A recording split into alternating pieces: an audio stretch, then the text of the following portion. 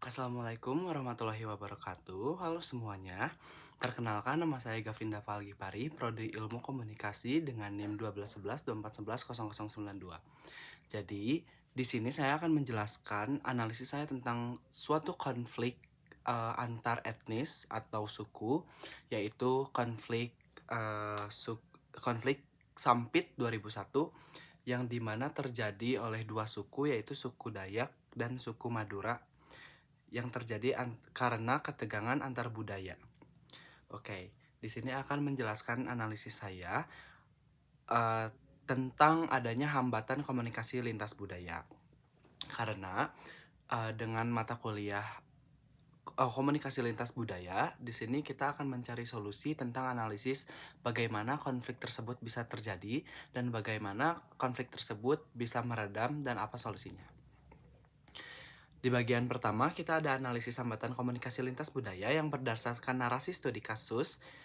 Konflik antara etnis Dayak dan Madura merupakan bentuk nyata dari kegagalan komunikasi lintas budaya.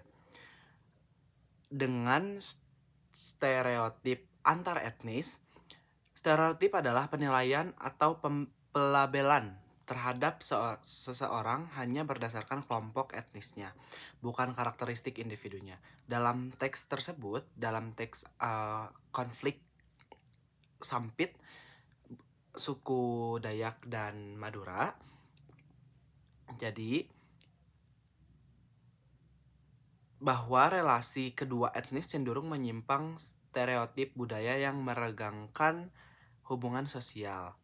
Nah, dampaknya ketika ketegangan meningkat, masyarakat tidak lagi melihat orang lain sebagai individu yang unik, tetapi sebagai representasi dari label negatif kelompoknya.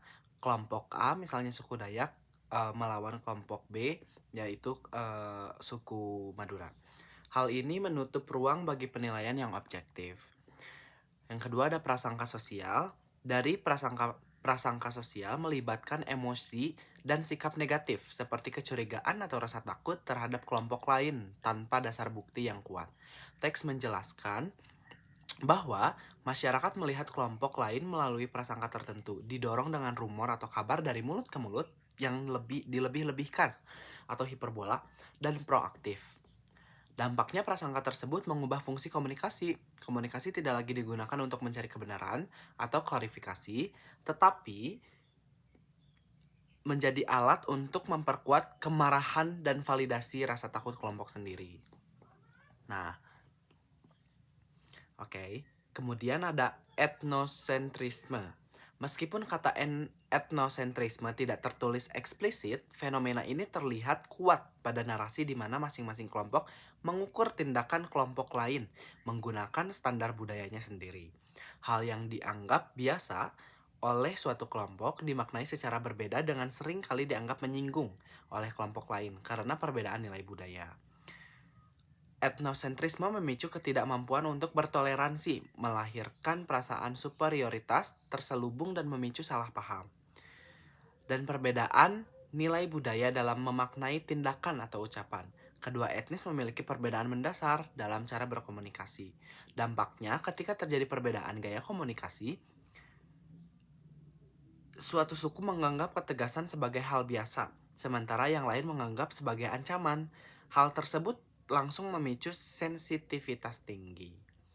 Dan bagaimana hambatan tersebut mengubah konflik antar individu menjadi konflik antar kelompok. Oke, konflik awalnya memicu oleh insiden kecil antar individu, namun karena adanya stereotip dan prasangka, masalah personal menjadi mengalami generalisasi. Masyarakat tidak hanya melihat si A bertengkar dengan si B, melainkan sebagai etnis X sedang menyerang etnis Y. Didukung oleh akumulasi ketegangan akibat etnosentrisme dan diperparah oleh informasi proaktif yang menyebarkan tanpa klarifikasi. Di bagian 2, rancangan strategi komunikasi, penyelesaian konflik, ada pihak-pihak yang perlu dilibatkan, yaitu tokoh adat, tokoh masyarakat, ketua adat, Dayak, dan sesepuh warga Madura sebagai jembatan antar kultural dan pemegang otoritas ditaati. Yang kedua ada pemerintah daerah dan forum koordinasi pimpinan daerah. Bupati, Polres, dan Kodim sebagai fasilitator dan menjamin keamanan kepada kedua suku tersebut. Akademis dan mediator yang profesional, ahli komunikasi lintas budaya, dan mediator independen. Perwakilan pemuda dan tokoh agama untuk meredam tensi di akar rumput. Dan yang kedua, ada bentuk komunikasi yang digunakan. Dialog warga, forum rekonsiliasi, pertemuan berkala di tingkat RT atau RW untuk memulihkan hubungan bertetangga. Kemudian ada forum adat bersama, pertemuan formal tingkat tinggi antar tokoh adat untuk merumuskan kesepakatan damai. Yang ketiga ada mediasi formal, dipandu oleh mediator netral yang menyelesaikan akar masalah ekonomi, sosial, secara hukum dan adat. Dan juga yang terakhir ada kampanye damai digital dan konvensional, penyebaran konten-konten integratif untuk menciptakan kedamaian antar suku. Yang ketiga, kita mempunyai pesan utama yang ingin disampaikan. Harmoni dalam keberagaman. Masa depan Sampit adalah tanggung jawab bersama, menghentikan prasangka, membuka ruang dialog, membangun kembali rumah yang damai. Pesan ini menekankan bahwa masa depan tidak bisa dibangun di atas dendam, dan perdamaian menguntungkan kedua belah pihak. Yang keempat, kita mempunyai media atau saluran komunikasi yang digunakan. Saluran tradisional atau tatap muka rumbuk desa sebagai panggung seni bersama antar suku. Media massa, radio, menciptakan suatu berita yang rilis resmi dari pemerintah. Kemudian ada media digital. Media digital infografis dan video testimoni dalam tokoh kedua etnis yang disebarkan melalui WhatsApp group, Facebook, YouTube, atau sosial media lainnya untuk menangkal hoax. Yang kelima, kita ada nilai komunikasi yang ditekankan dalam empati, yang saling menghargai, keterbukaan dan keadilan, dan juga rekonsiliasi, fokus pada pemulihan hubungan jangka panjang. Oke.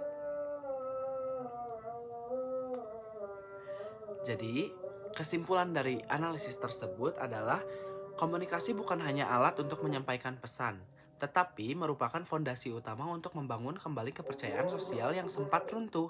Melalui strategi komunikasi lintas budaya yang inklusif, kita dapat mencegah sejarah kelam agar tidak akan terulang kembali. Terima kasih untuk sekian analisisnya. Terima kasih banyak telah menonton analisis kasus konflik lintas budaya antara suku Dayak dan suku Madura yang disebut konflik Sampit. Mungkin sekian analisis dari saya. Wassalamualaikum warahmatullahi wabarakatuh.